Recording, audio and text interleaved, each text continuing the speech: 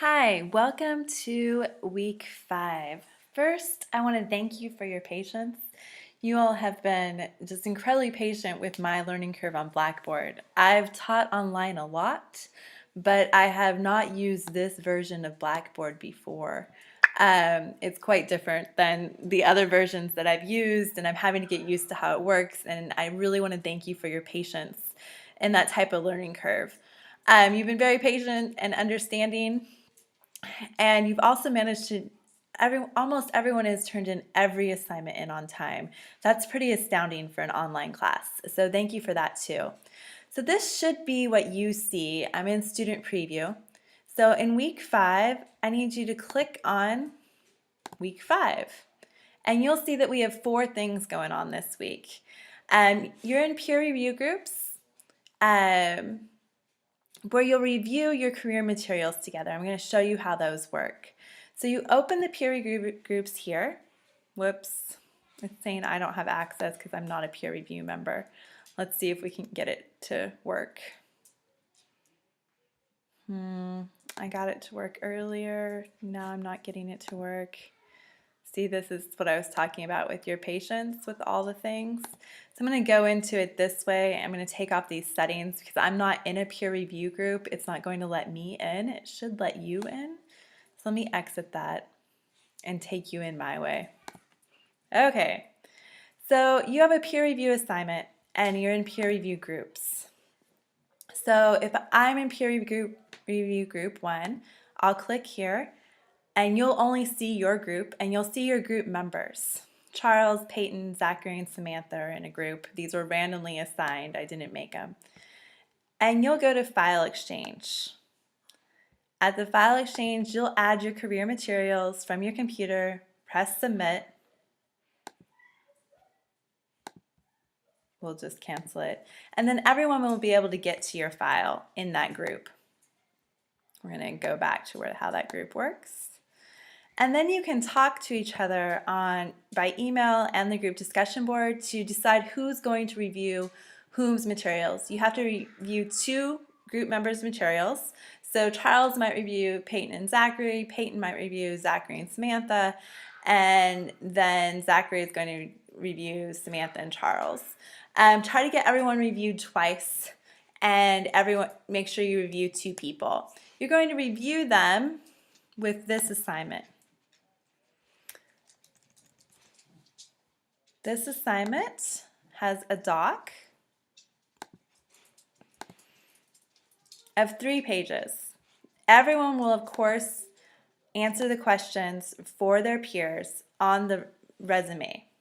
And then, if they have a personal statement, you'll answer these questions. If they have a cover letter, you'll answer these questions. So you'll only answer one of these depending on what the materials are. So everyone does a resume and peer review for each peer, and then either a cover letter or the personal statement questions. So that's your first assignment, and it's due Wednesday. I'm getting this out late explaining it to you, so if you feel like you need more time, email me and I can extend that date to Thursday if that works better for you and your group. Okay, so that's those 2. Week 5, letters and memo.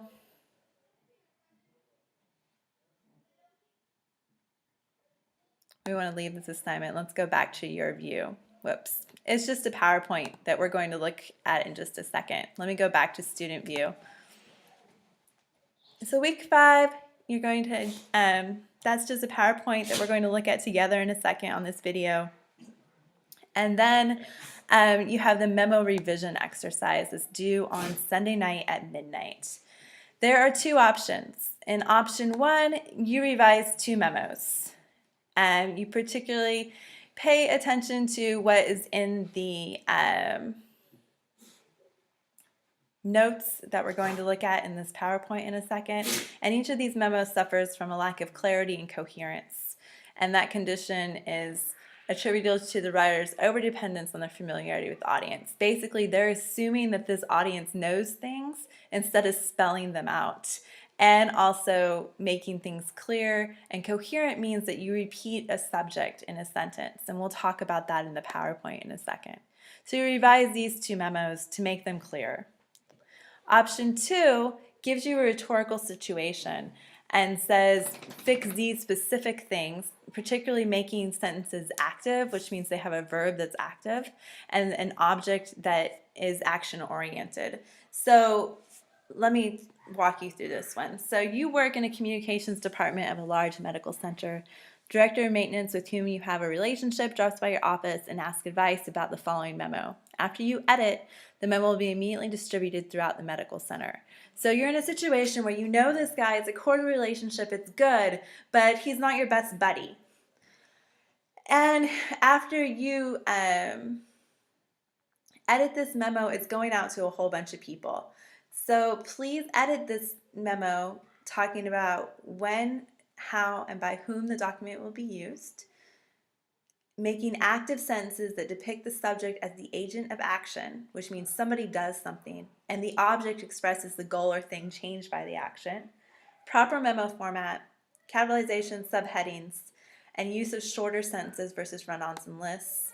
And right now, it's almost every sentence is passive voice. So passive voice says the maintenance department will initiate a service call system beginning Wednesday, June 23rd, 2014, that is designed to provide an effective response time with equal distributions for all departments for work categorized as service call. 1. Whoa, such a long sentence. And the maintenance department will initiate a service call system. You can shorten this, right?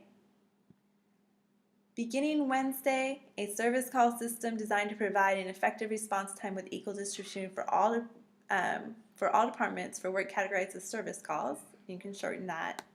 Will begin, right? Service calls are defined as urgent minor work requiring immediate attention. For example, lots of heat, air, to do. And the question with that sentence is, does it go there? And so you're going to be also rearranging it. And then it tells you how to initiate one. So you have to rearrange what information needs to go where, and then change around the sentences so they're clearer and shorter and have more actions. Okay. So I would copy these into a Word document, put them back up here, or you can write the text submission down here, or attach a file, either way. All right, next part of this week.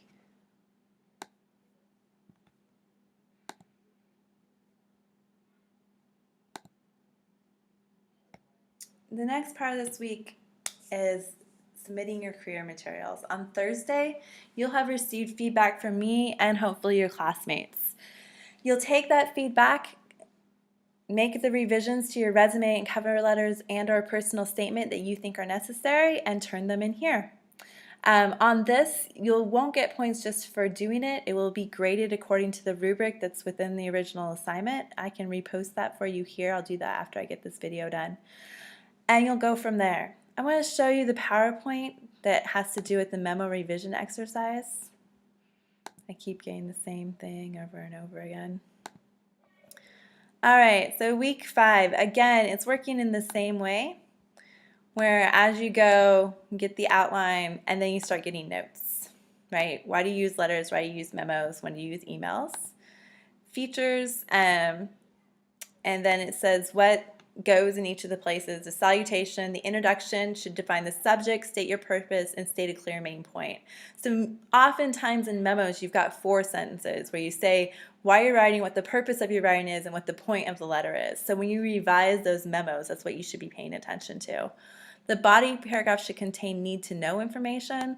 So often we want to tell somebody everything we know about a subject, but if they don't need to know it in order to do the job, you don't have to share it. And then I have some examples, letters, memos, and then I want to get kind of down. So it talks about how to plan and research for writing a memo, and then it talks about organizing and drafting, and this is probably the most important part. It tells you what goes in your body, what goes in your introduction, and that should help you understand how to revise those memos that are kind of messed up, and then what goes in your conclusion. And then it gives you some other information about style and design and tone, and also about format. and what's different between them. There's some information here about emails and then about texting at work, which is so dangerous, so be very careful. And we'll talk more about that in our ethics section. So that's this week, week 5. You're going to do peer review groups, letters and memos, and finalize your career materials. And that's it. I'm going to try to get Quick Player to turn off, which I'm really bad at. And I think that's it. Okay, thank you.